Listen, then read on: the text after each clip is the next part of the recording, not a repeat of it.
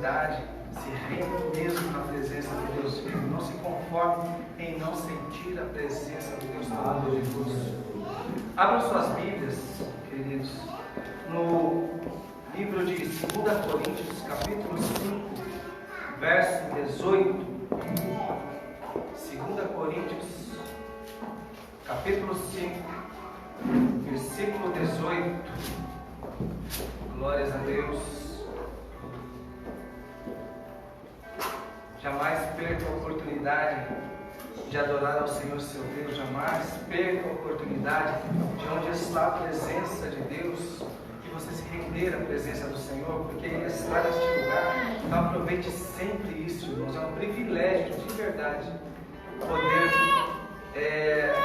adorar ao Senhor, sentir a sua presença. Não se conforme se seu irmão sente a presença de Deus e você não sente, não. Se rasgue na presença de Deus e sinta a presença do Senhor. Fala, Senhor, eu estou aqui, eu não me conformo que só o meu irmão está sentindo a sua presença e eu não. Sempre aproveite a oportunidade de se doar na presença do Senhor. Glórias a Deus. 2 Coríntios, capítulo 5, verso 18, diz assim: tudo isso provém de Deus, que nos reconciliou consigo mesmo por meio de Cristo e nos deu o ministério da reconciliação. Ou seja, que Deus em Cristo estava reconciliando consigo o mundo, não levando em conta os pecados dos homens, e nos confiou a mensagem da reconciliação. Aleluia! Portanto, somos embaixadores de Cristo, como se Deus estivesse fazendo o seu apelo por nosso intermédio. Por amor a Cristo, lhes suplicamos, reconciliem-se com Deus. Deus tornou pecado por nós aquele que não tinha pecado, para que nele nos tornássemos justiça de Deus. Amém. Podem se assentar, queridos irmãos. Louvado seja o nome do Senhor. Glórias a Deus. Glórias a Deus.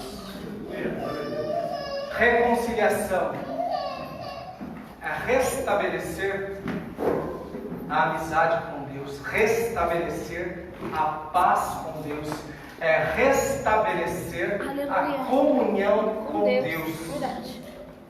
Isto quer dizer reconciliação. E o Senhor reconciliou o mundo para si, não levando em consideração os nossos pecados.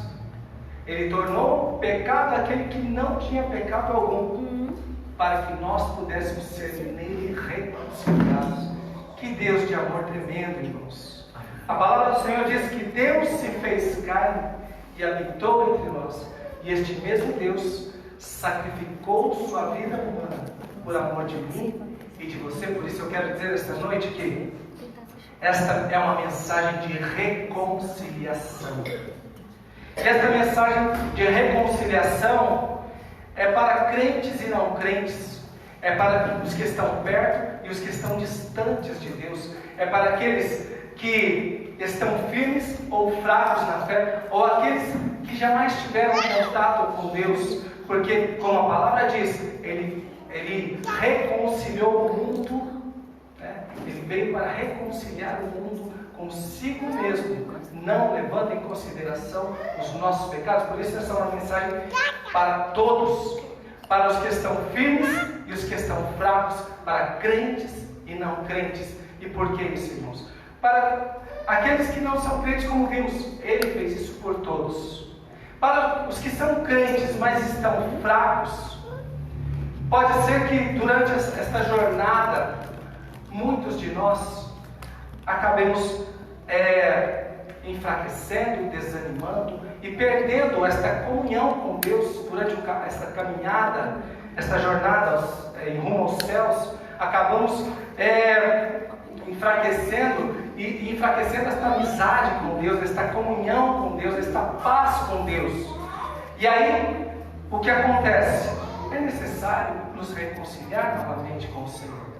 Mas também esta mensagem é para os que estão fortes, para os que estão firmes, porque a palavra do Senhor fala, os que estão fortes, olhem para que não caiam, né? E lembrar-se, irmãos, de que quem está forte tem que orar e vigiar continuamente, porque o próprio Senhor fala, porque o espírito é forte, mas a carne é fraca e pode acabar acontecendo algo aí nesse percurso. E aí lembrar-se de que quando e se viermos a pecar, ou quando, não desistir de tudo, né? Porque o que acontece muitas vezes quando alguém cai em pecado, a primeira coisa que ele faz, ele quer fugir da presença de Deus, porque pecou, e aí, Senhor, que vergonha, né? Que vergonha, e aí a pessoa quer se afastar de Deus, mas lembrar-se o que João fala. Ele diz assim: filhinhos, não pequem,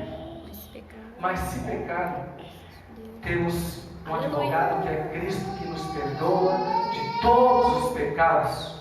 Então, sim, esta mensagem é para crentes e não crentes, aqueles que estão debaixo das asas do Todo-Poderoso, e para aqueles que estão também sem a proteção de Deus, porque não se encontram debaixo das asas do Todo-Poderoso. Louvado seja o nome do Senhor. Não se exclua, jamais se exclua da presença de Deus. Louvado seja o nome do Senhor, porque Ele jamais vai te excluir. Ele jamais vai te excluir, ao menos até que Ele venha.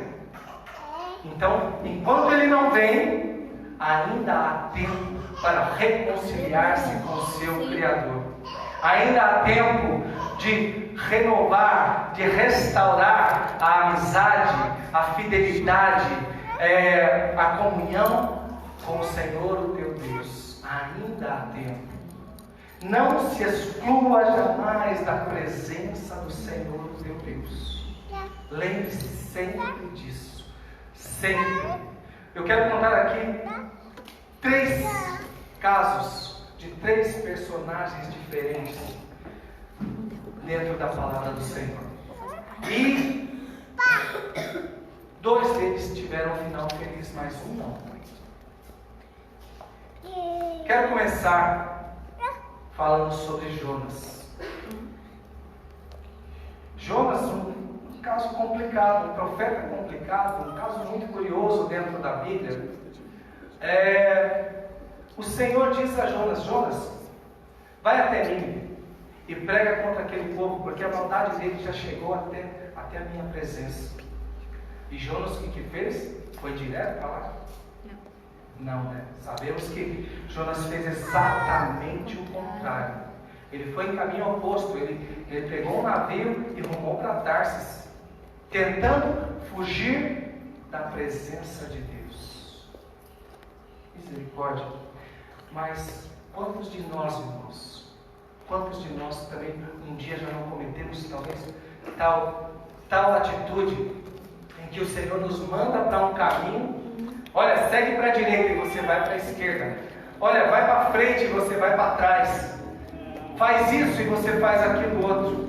Quantas vezes, né, o Senhor nos mandou fazer algo e fizemos exatamente o contrário, tomando o mesmo rumo que o profeta Jonas tomou.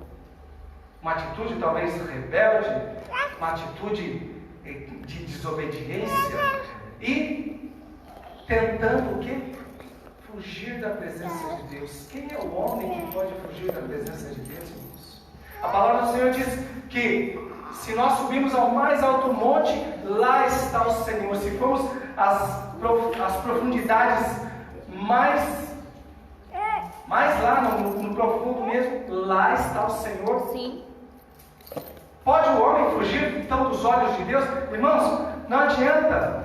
Você pode ir lá para o Japão, para a China, para a Austrália e entrar dentro de uma caverna, lá estará o Senhor. Então não pense que você estará isento dos olhos de Deus se você pensar: vou fazer tal coisa aqui porque estou longe dos irmãos, estou longe da igreja, ninguém vai me ver.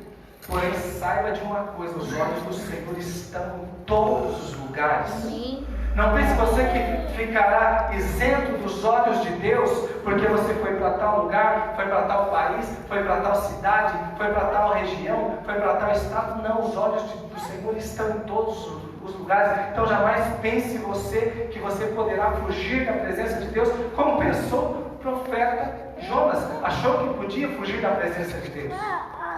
Mas diz a palavra do Senhor que durante esta jornada em que ele ia para Tarsis, o mar ficou revolto, as ondas se levantaram, a natureza ali do mar esbravejou, os ventos vieram e começou a saculejar o barco, a ponto de que aqueles marinheiros que ali estavam experientes temiam por suas vidas e achavam que iam morrer, e começaram a orar aos seus deuses, e começaram a clamar aos seus deuses, e jogavam as coisas que estavam ali, que podiam estar pesando dentro do navio, e eles começaram a se desfazer de tudo que estava ali, para que o navio não naufragasse. Mas o capitão se lembrou que Jonas estava lá no porão do navio, e chega lá, Jonas está dormindo profundamente.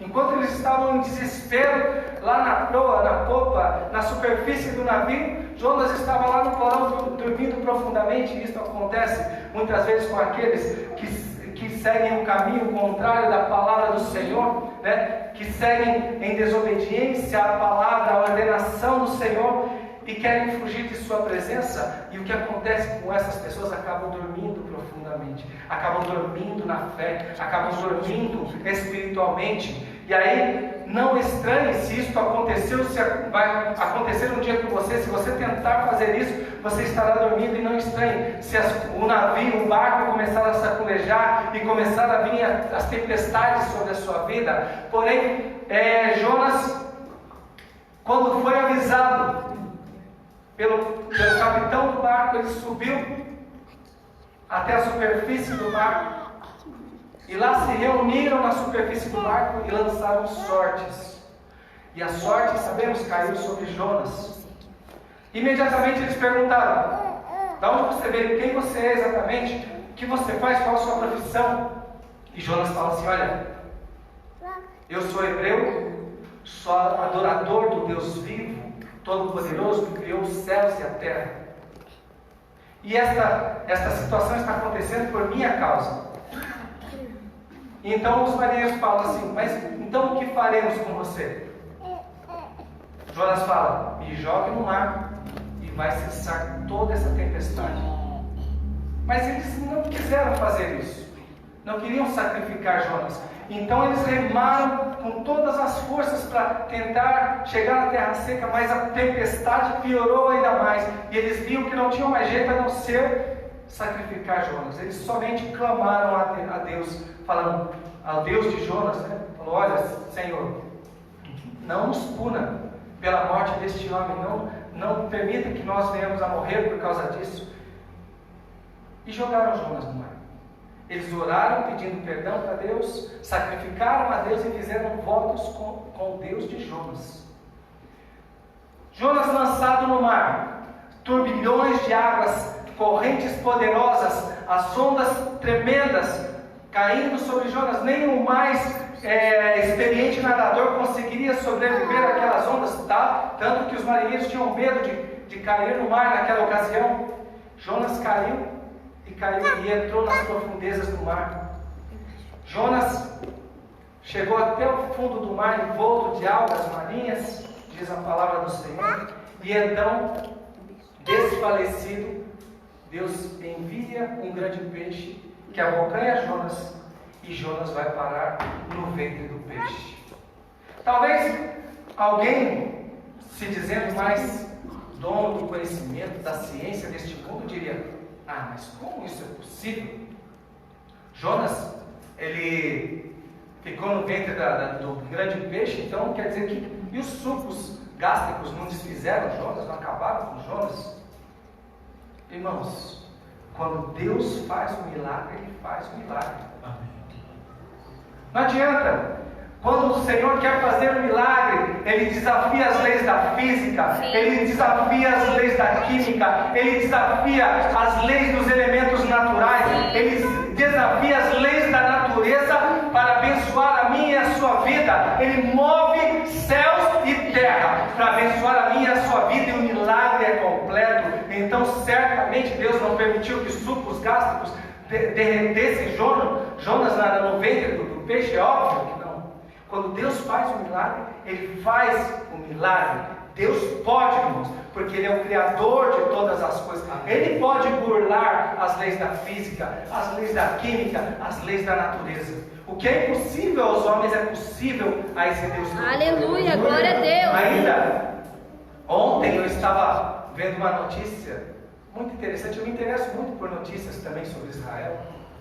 E ali eu vi uma notícia bem interessante, que um operador do domo de ferro, que eles chamam, que é um sistema antimísseis, antifoguetes, né, que são lançados contra Israel, eles acionam, e esses mísseis disparados, esses contramísseis, né, eles são disparados para interceptar os mísseis e os foguetes lançados contra Israel.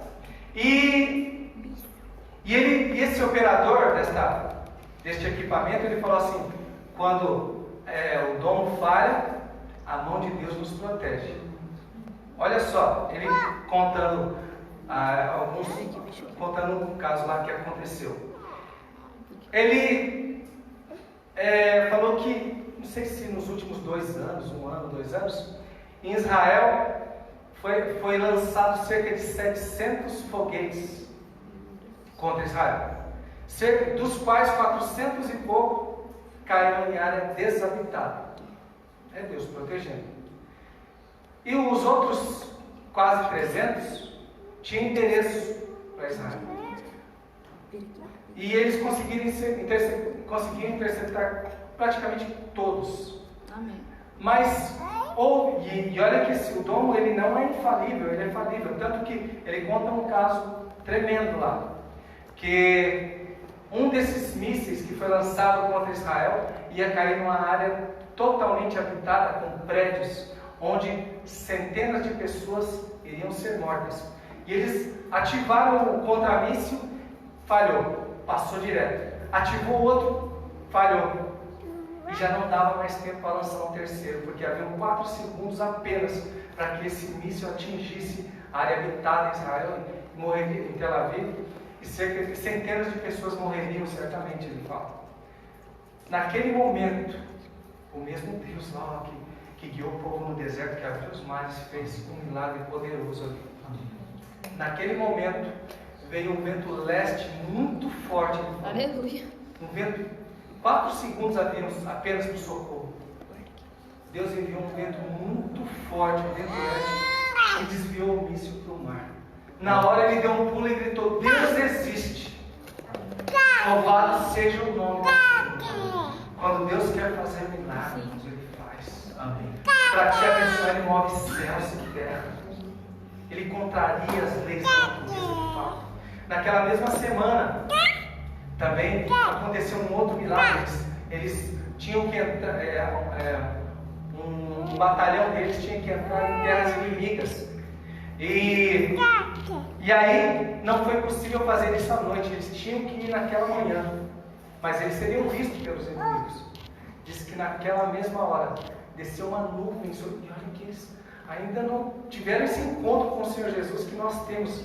Mas Deus Todo-Poderoso protege eles e ama esse povo demais, porque mandou uma nuvem densa sobre eles, um nevoeiro que eles chamaram da glória, que era a glória de Deus, eles falaram, que veio sobre eles. E eles conseguiram se infiltrar na terra inimiga sem ser vistos. Deus faz coisas poderosas para me abençoar e para te abençoar. Por isso que os sábios podem tentar explicar as coisas, mas o nosso Deus, Ele está acima da ciência do homem para abençoar a minha sua vida. Milagre, irmãos, podem tentar explicar, mas os que experimentam os milagres de Deus sabem que é poder de Deus em nossas vidas. Amém. Bem, Jonas no ventre da baleia, ali ele clama ao Senhor e faz uma oração ao Senhor nosso Deus. E ali ele se arrepende e se reconcilia com o Senhor. E então ele faz ali votos com o Senhor. E o Senhor então dirige o peixe até Nínive e ordena ao peixe que vomite Jonas na praia de Nínive. Então, Jonas, ele vai fazer aquilo que o Senhor designou, pregar contra o povo de Nínive. Diz a palavra do Senhor que Nínive era muito grande, nela havia mais de 120 mil pessoas e demoraria 3 dias para percorrer toda Nínive. Mas Jonas já no primeiro dia começou a pregar e começou a falar assim: olha, povo de Nínive, em 40 dias Deus vai destruir esta terra. E saiu pregando somente esta palavra, e foi o suficiente para que aquele povo desse crédito à palavra de Deus e ouvisse a voz de Deus através daquele homem e se arrependesse de seus pecados. E eles se vestiam de pano de saco e se converteram ali de acordo com a palavra de Jonas. Eles se arrependeram e buscaram a Deus e buscaram misericórdia em Deus.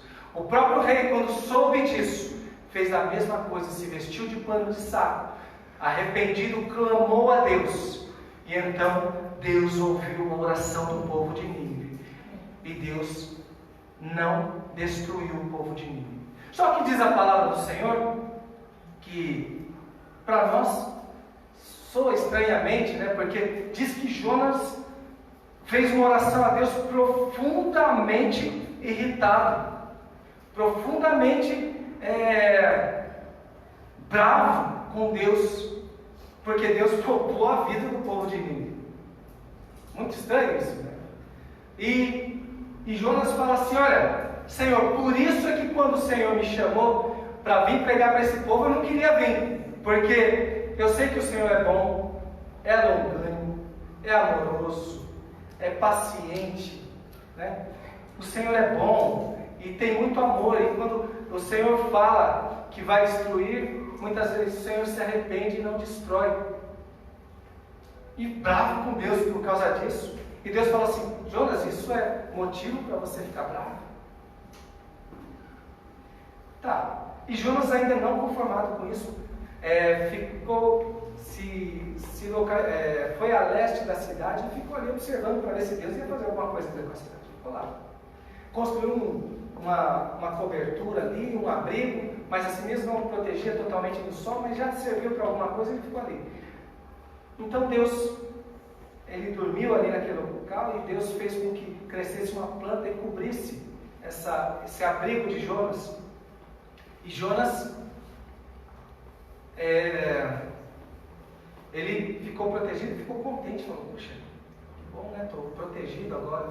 Mas na madrugada do dia seguinte, Deus envia uma lagarta que consome aquela planta, que faz com que ela seque, que devora aquela planta e faz com que a planta seque. E ficou de novo bravo Jonas. E na primeira vez eu até esqueci de falar, que ele falou assim: é melhor que eu morra então, né? Eu prefiro morrer do que viver, se for para ser assim. E da mesma maneira Jonas de novo ficou indignado, ficou bravo porque a planta havia secado. Falou: Senhor, por que isso? Prefiro morrer do que viver. Ficou bravo com Deus porque a planta secou. Aí Deus falou: Jonas, por que você está assim tão bravo? Por algo que você não plantou, não semeou, não plantou, você não cuidou, não regou, não podou? E por que você ficou assim, ressentido por causa da planta? Ora, Nínive é uma grande cidade, tem mais de 120 mil pessoas que não sabem discernir a mão direita da mão esquerda, não sabem discernir o bem do mal. Por que eu destruiria a cidade? Porque eu não teria deles também misericórdia. E assim acabou a história de Jonas. Esses 3 personagens dos quais eu quero falar tinham tudo para dar errado. Tudo para dar errado. Mas 2 tiveram um final feliz e um não. Mas Jonas teve final feliz. Porque, se nós observarmos, Jonas era um homem rebelde. Ele foi um caminho contrário ao que Deus indicou.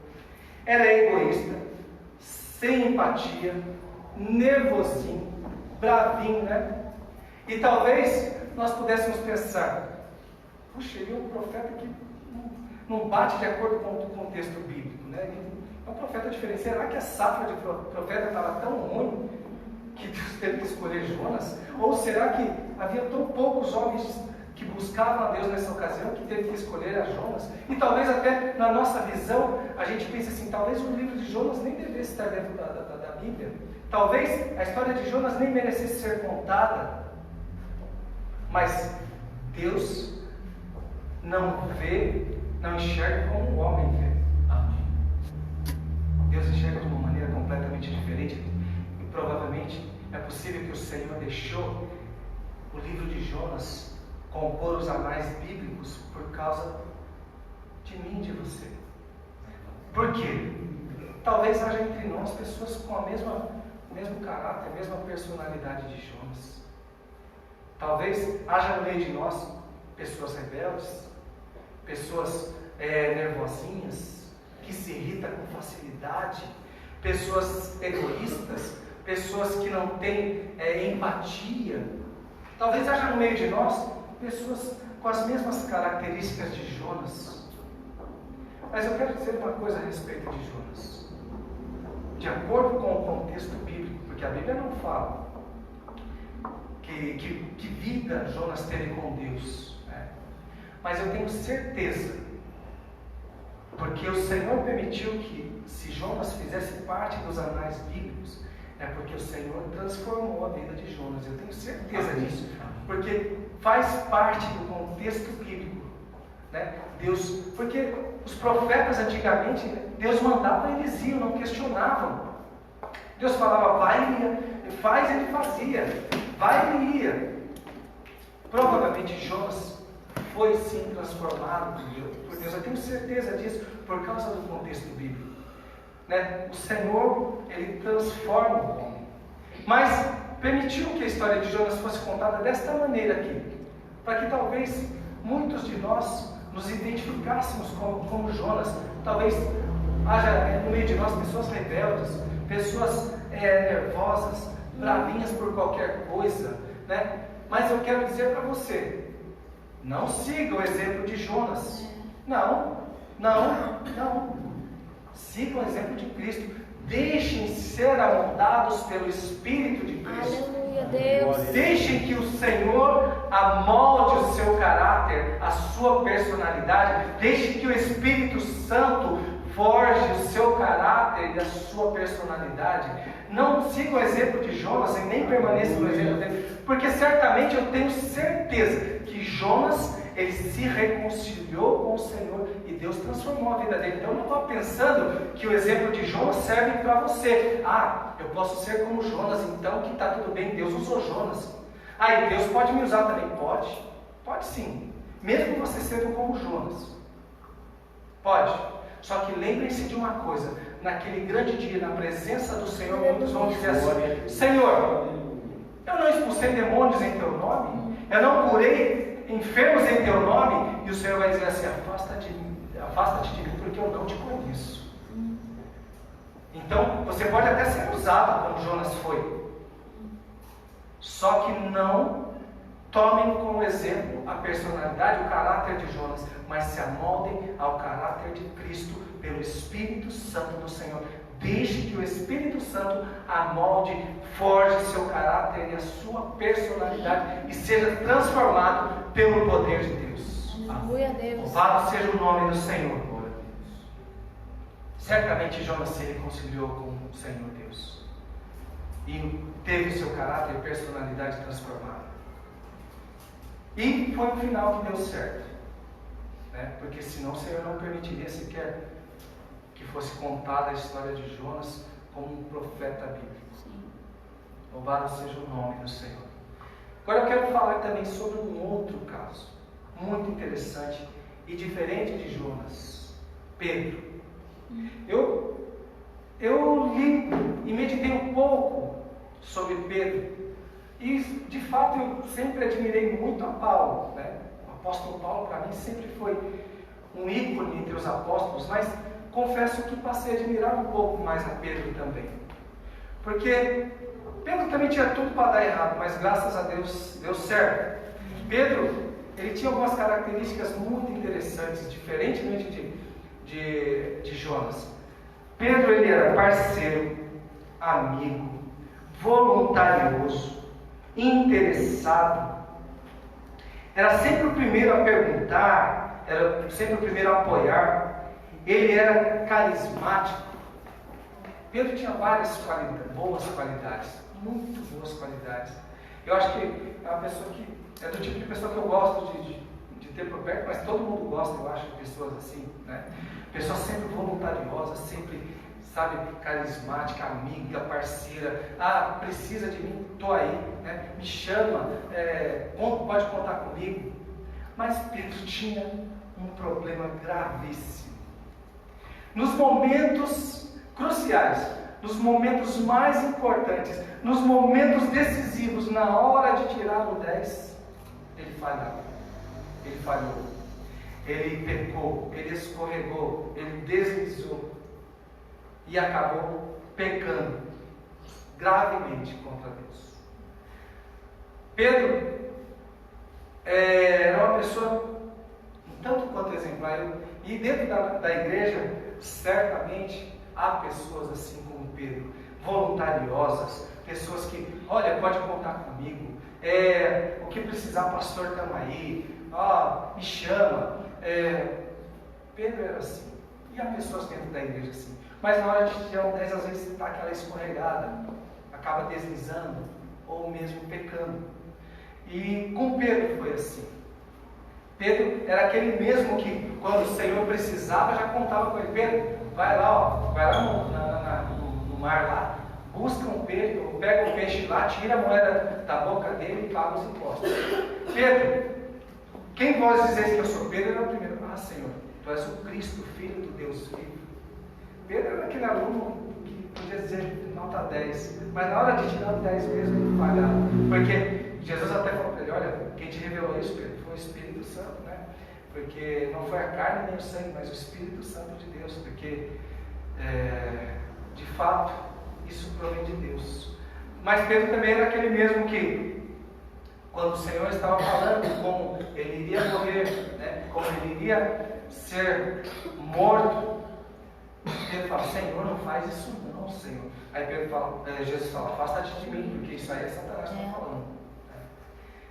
Pedro era um homem muito interessante, mas infelizmente ele escorregou gravemente, pecou gravemente.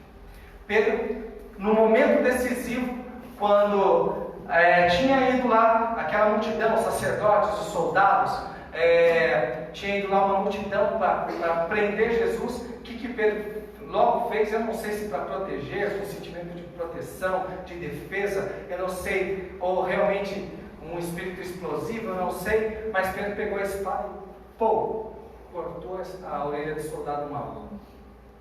Imediatamente o Senhor Jesus cata a orelha e milagrosamente coloca a orelha no lugar, e é soldada ali pelo poder de Deus a orelha do soldado mau. E Jesus fala assim para Pedro: Pedro, não faz isso, porque os que vivem pela espada morrem pela espada. Pedro podia ter tirado um 10 ali, porque Pedro ouviu as mensagens do Senhor, mas ele foi contrário à palavra de Deus, que diz assim: ame seus inimigos. Se alguém te ferir um lado da face, oferece a outra. Orem pelos que os perseguem. Pedro foi contra os ensinamentos do próprio Deus, né? E acabou ali revelando uma falta de fé também, porque Jesus fala assim: olha, Pedro, você não acha que se eu pedisse ao meu Pai que está nos céus, Ele não enviaria um batalhão de anjos aqui para me proteger? Revelou falta de fé, revelou que ali ele não confiou, não se lembrou da palavra do Senhor para amar o próximo, para não agir com violência, né? Enfim, na hora de tirar um 10, ele escorregou, deslizou. E mais adiante, Pedro nega o Senhor Jesus, e não somente uma vez, mas 3 vezes ele nega o Senhor. No momento mais decisivo, ele nega o Senhor. Ora, negou tão gravemente que eu creio que ele deve ter ficado tão entristecido, tão condoído, tão, sabe, dilacerado por dentro, que eu acho que é provável que ele pensava: eu não mereço ser chamado mais de apóstolo. Talvez ele pensou: eu não mereço mais fazer parte deste povo. Porque quando o Senhor fala com aquelas mulheres que foram ao templo, aquelas que foram ao sepulcro, né? O anjo fala com elas assim: olha, vai lá, fala com os discípulos que o Senhor foi para Galiléia e os espera lá, e também a Pedro. Porque talvez Pedro já nem se considerava mais um apóstolo depois do que de ter negado ao Senhor. Talvez Pedro ficou tão entristecido com aquilo que ele ficou ali por perto, mas já não, talvez não se sentia nem mais digno de ser chamado apóstolo. Mas o anjo fala assim: e também a Pedro. Porque o Senhor jamais exclui ninguém. O Senhor jamais exclui ninguém. Não excluiu Jonas e não excluiu a Pedro. E ainda o Senhor mais para frente encontra Pedro e fala assim, talvez em alusão às 3 negativas de Pedro, né? Chega e fala: Pedro, tu me amas? Pedro: sim, Senhor, eu te amo. Então cuida do meu rebanho. Pedro, tu me amas? Sim, Senhor, eu te amo. Então apacenta minhas ovelhas. Pedro, tu me amas? E Pedro ficou profundamente entristecido, magoado. A palavra do Senhor diz: fala: Senhor, tu sabes todas as coisas, o Senhor sabe que eu te amo. Talvez em alusão àquelas 3 negativas, essas 3 confirmações do amor de Pedro ao Senhor. Mas o fato é, irmãos, que o Senhor definitivamente não exclui ninguém. Por isso, não se exclua jamais da presença de Deus. Esteja passando pelo que você estiver passando, ou vier a passar, jamais se exclua da presença de Deus. O Senhor jamais excluiu ninguém, nunca excluiu ninguém. E agora, um caso triste que não deu certo. Judas não deu certo. Judas, ele foi escolhido como apóstolo, vivia no meio deles, ouvia as mesmas pregações. Por isso, muitas vezes, o que eu quero dizer, o problema às vezes não está no pregador, na pregação, mas está no ouvinte. Judas ouviu do maior pregador de todos os tempos, e o que ele fez, o que aconteceu com Judas. Então, às vezes, a pregação não foi boa, o pregador não. Se você estiver inspirado pelo Espírito Santo, tudo é bênção na presença de Deus. Louvado seja o nome do Senhor. Judas teve o maior pregador ali. E ouviu as mesmas pregações, as mesmas mensagens, foi escolhido como tesoureiro. Né? O Senhor sabia quem era Judas de fato, mas os outros não sabiam. E certamente Judas se passava por um deles perfeitamente, que os outros não desconfiavam de Judas. Poderiam até ter pego algumas falhas de Judas, por exemplo, quando aquela mulher quebra aquele vaso de nárdo para perfumar ao Senhor, né? Aí ele vai falar assim: podia ter vendido isso aí aos pobres. Aquilo delatou um pouco Judas, né? Mas não percebiam, porque Judas ele se misturava muito bem aos apóstolos. Provavelmente ele tinha atitudes que não escandalizavam, apenas sorrateiramente, no escondido, no oculto. Judas ia lá, enfiava a mãozinha dentro da bolsa e puxava para o bolso, né? E muitos crentes muitas vezes agem infelizmente como Judas, né? Por que isso, irmãos? Acham que podem fazer na frente de todo mundo, agir como ovelha, agir como todos e se confundir em meio à multidão dos crentes, mas no escondido acabam cometendo pecados que desagradam a Deus, né? Judas fazia isso muito, muito. E o Senhor sabia quem era Judas de fato. E não por acaso o Senhor pregava e falava: olha, não coloquem o seu coração nas coisas deste mundo, não coloque o seu coração no dinheiro, porque onde está o seu tesouro também estará o seu coração, né? Não amem as coisas deste mundo, não fiquem titubeando entre Deus e a mamão, escolham a Deus, porque não fiquem aí indecisos entre Deus e o dinheiro, né? O Judas ouviu todas essas mensagens, mas o triste, irmãos, é fato, muitos crentes estão lutando diariamente para vencer o pecado, para vencer a sua carne, mas isso é bíblico. Paulo fala que a carne luta contra o Espírito e o Espírito contra a carne. Isso faz parte. O que não faz parte, irmãos, é desistir de lutar. Sim. O que não faz parte é desistir de lutar, porque eu creio, sei lá se Judas alguma vez lutou, eu não sei, mas certamente em algum momento ele desistiu de lutar, porque se é que ele lutou, porque uma vez que você para de lutar e aceita a derrota, uma vez que você para de lutar e aceita ser vencido pelo pecado, e a única coisa que pode te afastar de Deus é o pecado, né? Uma vez que você aceita parar de lutar, então a sua morte já está garantida. Foi o que aconteceu com Judas. Ele não lutava mais. Para ele, isso é terrível, irmãos. Para ele tanto fazia estar na presença de Deus e sair dali e cometer pecado. Ele estava anestesiado quanto ao pecado, ele já estava inerte quanto ao pecado e já não se importava.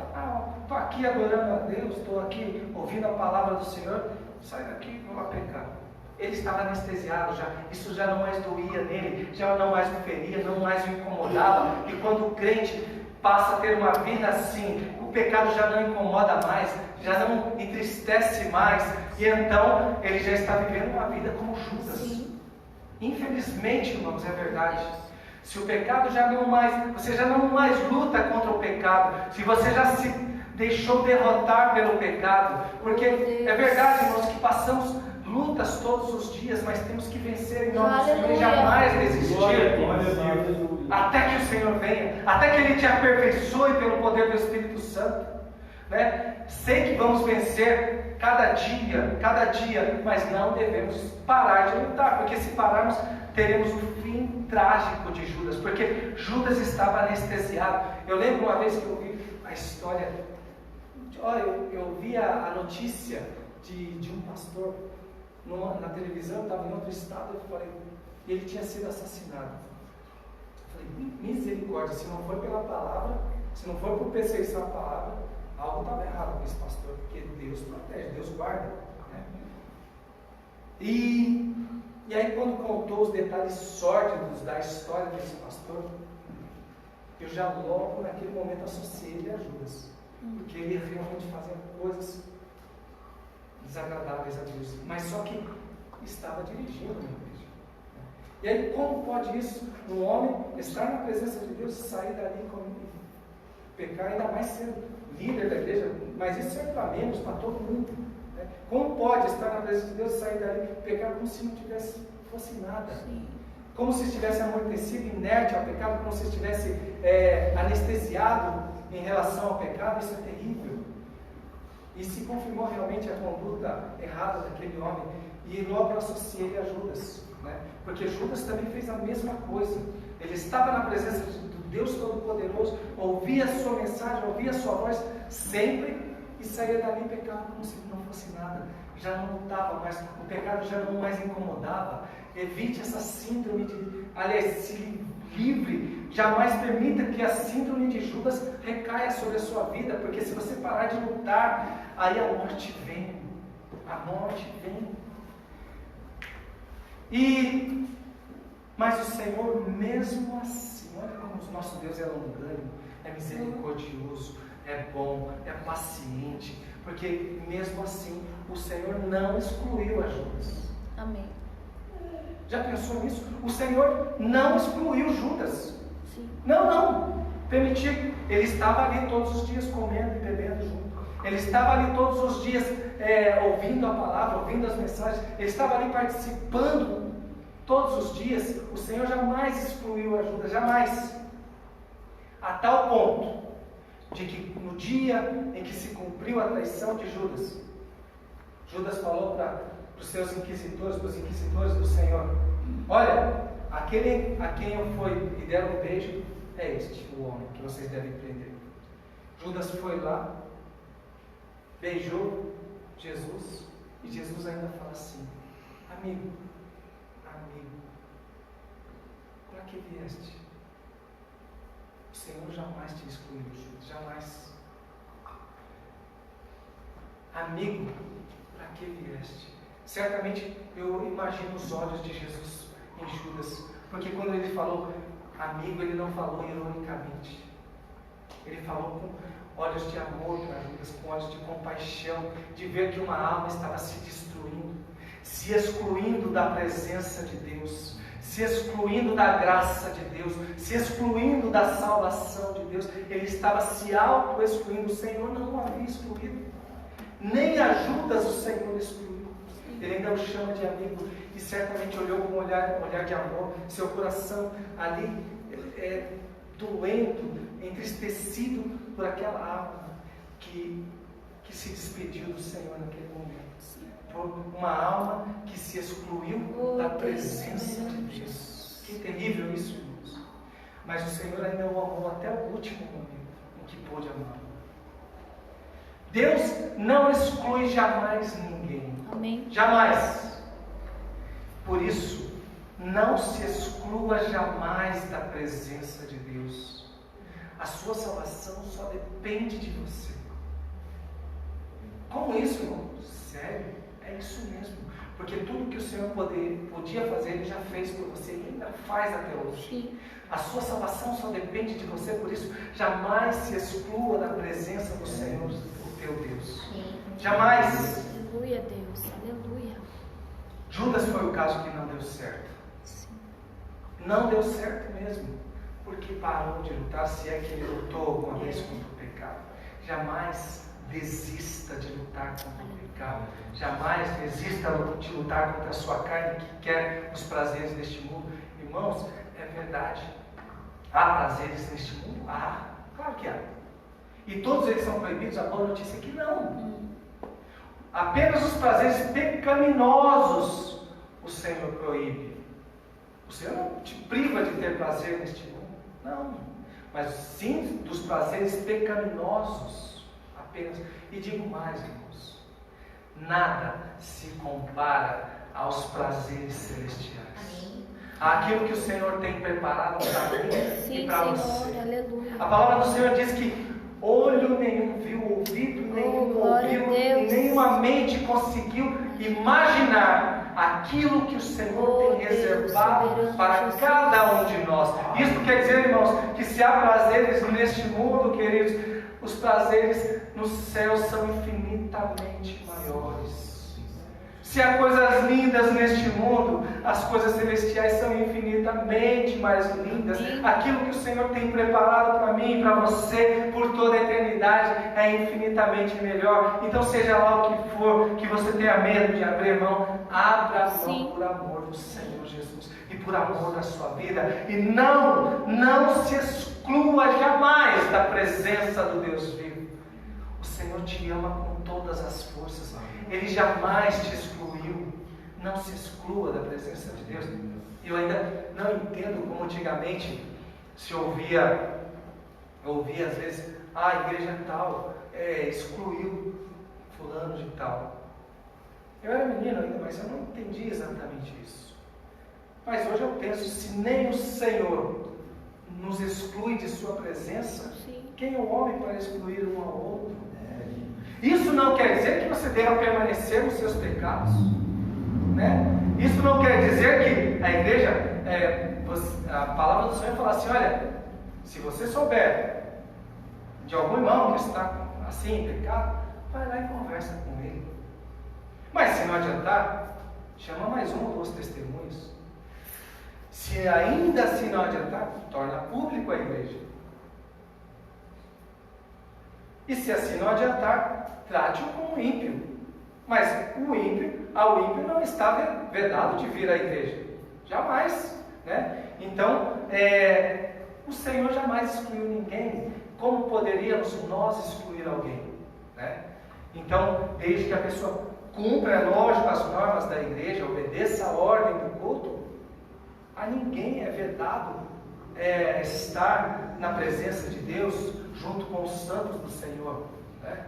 Então, esta é uma mensagem reconciliadora. Se acaso você, por algum momento, aí tenha andado distante do Senhor, se por algum momento você esteja aí andando distante da amizade com esse Deus tão bom, né? Se você está aí andando, tomando um caminho contrário à paz que o Senhor quer nos dar, se acaso você tem andado distante da presença do Senhor, teu Deus, o nosso Deus, esta é uma noite para se reconciliar. O Senhor escolheu esta noite para você se reconciliar. Escolheu esta noite para trazer uma mensagem reconciliadora. Ele quer restabelecer, restituir a paz. Ele quer restituir a amizade, o relacionamento, a aliança. Ele quer restituir a comunhão com o seu povo, com a sua igreja. O Senhor jamais Ele quer te excluir, jamais. Aleluia, Deus. Até que Ele venha, ainda há tempo. Só que eu quero dizer uma coisa para você. O Senhor breve vem. Amém. Logo Ele vem, muito logo Ele vem. Há pouco tempo para que você tome uma decisão lá para frente. Esta é uma noite que o Senhor escolheu para você se reconciliar com o Senhor. Sim. Talvez você estava distante, afastado, ou talvez você esteja tomando um caminho ali de Jonas, né? Tomando um caminho contrário. Esta é uma noite para se reconciliar com o Senhor. Reconcilie-se com o Senhor, o teu Deus. Ele te ama muito. Ele não tem prazer na morte do ímpio, diz a palavra do Senhor. Ele quer salvação para mim e para a sua vida. O Senhor breve vem. E ainda, que homem pode dizer, amanhã eu irei para tal lugar, eu irei para aquele outro lugar, irei trabalhar, que homem pode dizer isso e afirmar com toda certeza de que amanhã estará vivo? Hoje pode ser uma última oportunidade. Sim. Não é uma pressão psicológica, é uma verdade. Sim. É uma verdade. Né? Então, caso você esteja numa situação assim, ou esteja tomando um caminho contrário, ou esteja se afastando do Senhor, hoje é uma noite para se reconciliar com o Senhor. Aleluia. Reconcilie-se com o Senhor, o teu Deus. O Senhor está aqui neste lugar e Ele quer firmar uma amizade, uma aliança, uma comunhão poderosa com a sua vida. Então, esta é uma noite que você pode reconciliar-se e buscar uma nova oportunidade no Senhor, porque, queridos, não façam como Judas jamais e se excluam da presença do Senhor. O Senhor te quer nas regiões celestiais por toda a eternidade. Glória a Deus. Então, só depende única e exclusivamente de você. Não deixe que o pecado te anestesie, jamais. Jamais se acostume com o pecado. Jamais fiquem inertes ao pecado. Permaneçam lutando. A palavra do Senhor fala sobre isso, que é uma luta constante, mas você vai vencer em nome do Senhor Jesus. Fiquem em pé, vamos fazer uma oração ao Senhor. Jesus. Você que quer reconciliar-se com o Senhor, ore pedindo reconciliação.